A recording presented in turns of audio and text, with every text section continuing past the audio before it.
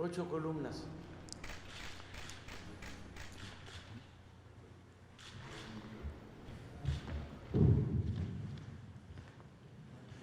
Si me permite, señor presidente, voy a dar lectura textual para que tengan ustedes en contexto la nota. Esta nota, que la publica Reforma, además tuvo repercusión en otros medios, de manera que es importante conocerla. Aquí se cita que avanza Santa Lucía sin tener los estudios previos, especialmente aquellos que se refieren a la aeronavegabilidad, que debió ser aprobada antes de construir. El texto cita que el Aeropuerto Internacional de Santa Lucía empezó a construirse desde octubre pasado, pero los estudios de aeronavegabilidad que debieron estar antes de iniciar las obras no van ni a la mitad. Mientras el avance físico era del 19.3% al 10 de junio pasado, el de estudios aéreos es de apenas el 45%, revela el segundo informe de gobierno.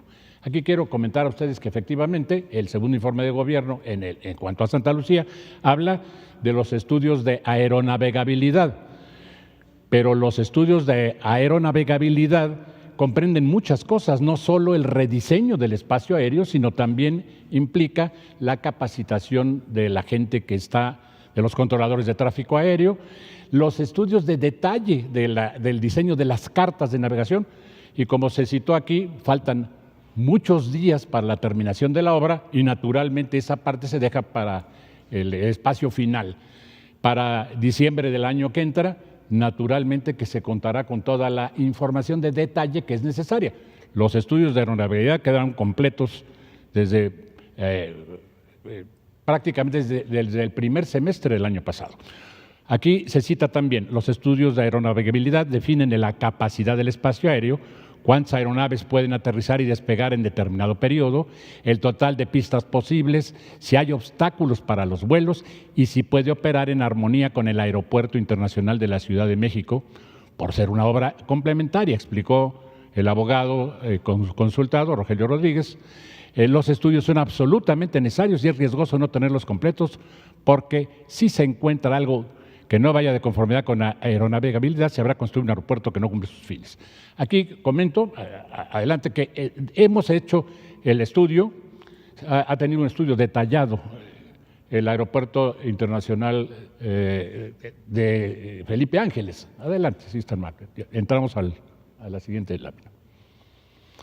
Adelante. Desde antes de la toma de posesión, hubieron, como ustedes recuerdan, una gran difusión mediática contra el aeropuerto de Santa Lucía y por la interferencia de los espacios aéreos entre el aeropuerto de la Ciudad de México y el de Santa Lucía. Se hablaba incluso de que esa interferencia iba a reducir significativamente las capacidades de los aeropuertos y que además podían haber incluso cursos de colisión. Se hizo un estudio que se le encargó a la empresa tal vez más reputada del mundo en el desarrollo de los estudios de aeronavegabilidad, que es NABLU, una empresa del grupo del consorcio de Airbus Industries, que es una empresa europea muy relevante. Ella concluyó precisamente que el estudio de factibilidad técnica de las operaciones simultáneas entre Santa Lucía y el aeropuerto Benito Juárez era totalmente compatible. La conclusión del estudio revela que es técnicamente factible, se dijo desde el mes de octubre de 2018. Adelante. Esto, como ustedes se imaginan, implicó el conceptualizar muy bien los espacios aéreos, el cómo estaba ese trabajo. Para mayo del año pasado ya se habían definido con la participación también de NABLU, pero especialmente con nuestros técnicos del CENEAM que estuvieron trabajando desde mucho tiempo antes, la Dirección General de Aeronáutica Civil, el grupo de consultor de aeropuertos de París y el arquitecto maestro, se trabajó en la definición de los umbrales de las pistas, en dónde debieran empezar, qué longitud debieran de tener las pistas, cuáles eran las coordenadas geográficas específicas que debieran de tener, qué desplazamiento debieran de tener las pistas. Se determinó que el rumbo, es decir, la orientación de las pistas, era precisamente la que tenían ya las pistas de Santa Lucía. Ahí existía un aeropuerto y ese aeropuerto estaba funcionando con la capacidad necesaria para las operaciones militares y especialmente cuando hay contingencias de DN3, pues es muy importante la cantidad de vuelos que realizan. De manera que era un aeropuerto probado, pero así, naturalmente para la operación que va a haber, porque tratarse de un aeropuerto de las grandes capacidades que nos dará hasta el año 2050 y más allá, era indispensable ubicar aquí además las pistas a dónde debieran de empezar, dónde salir para que no tuvieran ninguna interferencia de algún obstáculo, y se hicieron corrimientos hasta de 1.800 metros al sur de la pista actual para la pista derecha y de 200 metros para la pista izquierda. En fin, de acuerdo con los análisis realizados por el CENIAM, que fueron ratificados por el grupo de expertos, se consideró pues que las operaciones entre Toluca, la Ciudad de México y el aeropuerto de Santa Lucía eran perfectamente factibles, cumplían con la normatividad de la Organización de la Aviación Civil Internacional para los procedimientos de vuelo, tanto de salida como de aproximación, ya que se lograrían gradientes óptimos según los requisitos de performance establecidos. Adelante. Han habido una buena cantidad de publicaciones que además ha sacado la propia empresa esta a la que me refería, en Blue, y aparece pues desde luego la parte de Santa Lucía, de los conceptos operacionales de todo el sistema del Valle de México. Y aquí entro en uno de los temas más relevantes de lo que se ha hecho en el rediseño de los espacios aéreos. El espacio aéreo actual es un espacio que ha estado trabajado con algo que se llaman ayudas en tierra, localizadores en tierra, que son radiofaros. Ahora estamos entrando en una etapa en donde el rediseño del espacio aéreo se usa con coordenadas espaciales definidas con la navegación satelital. Y esto es un gran cambio, una revolución, acorde con lo que es la cuarta transformación, porque le vamos a dar a todo el espacio aéreo un rediseño completo, como lo vamos a ver ahora. Estos estudios han permitido definir muy bien para Santa Lucía, pero también para el aeropuerto de la Ciudad de México, para Toluca, para el de Cuernavaca, para el de Puebla, cuáles van a ser los espacios y cómo se van a vincular con el resto de los aeropuertos del país y los aeropuertos en el extranjero. Adelante. Aquí tienen una imagen a la que pueden ustedes tener acceso desde su teléfono celular, de lo que se llaman los rastreadores de vuelo. Esta es una imagen de un día en donde había, desde luego, las operaciones críticas que hay en las tardes, que habían cuando teníamos las operaciones del año pasado, y aquí pueden ver cómo se va formando una cola que viene desde más allá de San Luis Potosí para ir entrando hacia lo que es la aproximación al área del aeropuerto de la Ciudad de México. Habían vuelos como este que aquí se destaca en azul, vuelos transatlánticos, que además los poníamos a hacer patrones de espera. Los ponemos a hacer patrones de espera antes de incorporarse a la secuencia que aquí se muestra. Bueno, en la imagen de la derecha pueden ustedes observar lo que son las operaciones aéreas, esa madeja que se ve de 24 horas nada más de las llegadas al aeropuerto de la Ciudad de México. Aquí pueden ustedes apreciar que hay un embudo que se va formando en la secuencia de cola de acceso y que todos entran a un lugar que se llama el BOR San Mateo, está en la zona de San Mateo, en el Estado de México. Ahí quedan todos alineados para poder ir incorporándose hacia las pistas 5 derecha o 5 izquierda. Generalmente utilizamos una pista para despegue y otra pista para aterrizaje en el aeropuerto de la Ciudad de México. Adelante. Esto tenía que ser rediseñado. La tecnología moderna, los aviones de la aviación comercial mexicana, por cierto, son aviones que tenemos una de las flotas más modernas del mundo, tiene 8 años promedio de antigüedad, tienen toda la tecnología para poder hacer la navegación satelital, operan a aeropuertos en el extranjero y puede hacerse el rediseño perfectamente al que hemos hecho en esta administración. La imagen de la derecha arriba muestra lo que era el diseño del espacio aéreo de los 5 aeropuertos de Londres y la imagen de la derecha abajo muestra el rediseño que se tuvo.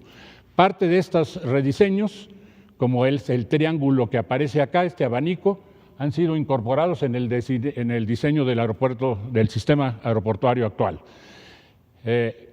¿Cuáles son los propósitos que se buscan con el rediseño de este espacio aéreo? Pues incrementar la seguridad naturalmente de los vuelos, reducir la carga de trabajo que tienen tanto pilotos como controladores. Los controladores tienen que estar dirigiendo a los aviones por lo que se llama vectores, por vectores, irles diciendo por dónde van a irse trasladando. Aquí ya se le define un punto en el espacio, el piloto programa ese punto en el espacio y dirige la operación prácticamente en automático hasta ese lugar, y ya después empieza una conversación, una interacción de comunicaciones aire-tierra simple para ir dando las secuenciaciones últimas que se necesitan, y esto pues tiene grandes beneficios, ¿no? Esto nos permite aumentar además las capacidades del espacio aéreo nacional, permite un gran ahorro de combustible. Ustedes se imaginan que lo que eso representa, ahorros del orden de el 15% de combustible para las aproximaciones al aeropuerto, tanto Felipe Ángeles como el de la Ciudad de México o de cualquiera de los del sistema metropolitano, y tiene una importante reducción en gases de efecto invernadero, en el CO2 y óxidos nitrosos. Adelante. Aquí mostramos a ustedes lo que es una imagen de lo que son las trayectorias de aproximación de los 3 aeropuertos principales del sistema. Como ustedes pueden ver, ahí está también los espacios de protección que se tienen, y como aprecian aquí, este es el Popocatépetl, y es la zona de exclusión del Popocatépetl. Acá está la Sierra del Ajusco, la Sierra de las Cruces, y como pueden observar, no hay ninguna interferencia entre los espacios aéreos. Están perfectamente definidas las separaciones, de manera que además esto hace mucho más segura la operación. Adelante. Esta es una imagen de simulación a máxima capacidad para lo que pudiera ser las operaciones para el año 2050, 30 años de distancia del día de hoy, digamos, a donde se muestra cómo están estos abanicos de acceso. Para darles una idea, un avión accede por alguno de los puntos del norte, puede tomar cualquiera o venirse de forma directa para incorporarse y aterrizar, o puede, si hay una gran carga de aviones que vienen de cualquier otra de las secuencias, puede simplemente trasladarse un poco más y meterse en la secuencia. Y así se puede ir haciendo con todos los aviones. Este es un diseño que tiene escasos 10 años de haber sido incorporado en Noruega, y ya después ha sido incorporado en varios de los aeropuertos de lo que le llaman las metroplexes de Europa, y que lo vamos a tener en el aeropuerto de la Ciudad de México a partir de diciembre de este año, para darles a ustedes una idea de lo que es el rediseño del sistema. Adelante. Bueno, aquí tienen lo que es una simulación rápida. Nuestros controladores de tráfico aéreo han venido trabajando en esto. Han estado, además, tenemos pilotos que están en un cuarto haciendo los vuelos, y tenemos a los controladores en otro cuarto, y están capacitados en todas las secuencias de procedimientos que aquí se establecen, ¿no? Los puntos de acceso son estos que están acá, por ejemplo, de un lado y del otro, y luego se les va moviendo de conformidad con la cantidad de aviones que hay en el espacio aéreo. Y lo mismo ocurre con cada uno de esos triangulitos que están ustedes viendo. Aquí tenemos también Toluca, en esta parte, Cuernavaca y el aeropuerto de Puebla. Adelante. Quiero decirles que esto ha sido naturalmente tratado con pilotos, se le ha presentado a los expertos de la Organización Civil Internacional, de IATA, de Canaero, a las aerolíneas nacionales e internacionales, al Colegio de Pilotos Aviadores. Hubieron una buena cantidad de reuniones. Ellos presentaron todas sus objeciones, sus preocupaciones, a dónde veían riesgos. A todas las respuestas, las preguntas se les dio respuesta, se consideraron además las sugerencias que ellos hacían, y hubieron algunas modificaciones a las coordenadas exactas de alguno de estos puntos. Todas se tomaron en cuenta por parte de los técnicos de CENIAM, por los ingenieros de CENIAM y por los de NABLU, y así se hizo el rediseño del sistema. Adelante. Esta es una muestra de lo que son las cartas de navegación de la zona central. Bueno, les informo que más de 500 cartas de navegación han sido publicadas ya, se encuentran en lo que se denomina el PIA, el Manual de Información Aeronáutica, publicaciones de información aeronáutica. Antes eran unos manuales así gruesos que cargaban los pilotos en sus maletines. Ahora todo esto está digitalizado y ahí tienen las posiciones geográficas a las que me estaba yo refiriendo. Ya hemos editado más de nuevas cartas, más de 50 nuevas rutas aéreas, se ha capacitado a más de 150 controladores aéreos en lo que es todo este nuevo espacio de la zona central. La modificación que se hace al espacio en la zona central implica modificaciones en el resto del país, porque hay cambios que tienen que hacerse para llegar a los puntos de destino, de acceso a la zona metropolitana, y se han reubicado equipos de comunicación aire-tierra y se están también incorporando equipos de vigilancia automática que permiten posicionar mucho mejor cada uno de los aeronaves en las zonas de aproximación. Adelante. Aquí tienen ustedes lo que son el CONOPS, el concepto operacional con sus rutas de acceso principales a lo que es el sistema. Es una zona amplia, vasta, central.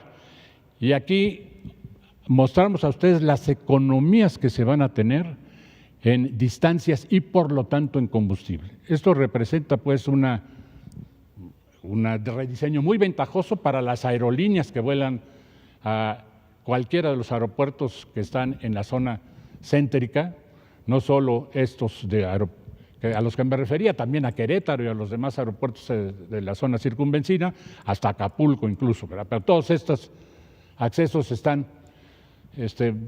muy bien armados. Adelante. Tendremos pues economías del orden del 15% de combustible, como les decía a ustedes, con las implicaciones que tiene además ecológicas.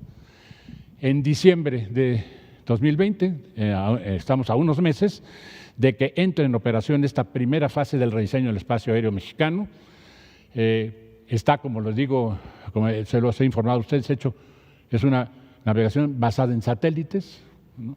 Hay una implementación de los puntos estos de confluencia, a los que me referí también, y se tienen los procedimientos de salida y llegada, además con descenso continuo. Un avión en estos momentos generalmente viene descendiendo, desciende y vuelve a estabilizarse, vuelve a motorizarse, se le llama en la jerga, ¿no? Vuelve a motorizarse el avión y otra vez es horizontal y luego viene otro escalón de descenso. Esto tiene implicaciones en ruido, en consumo de combustible, etc. Ahora van a poder descender uniformemente para poder hacer tanto los descensos como los ascensos de una manera mucho más clara con las economías de combustible correspondientes. Adelante. Vamos a ver ahora un video que les da una idea de cómo está este rediseño del sistema.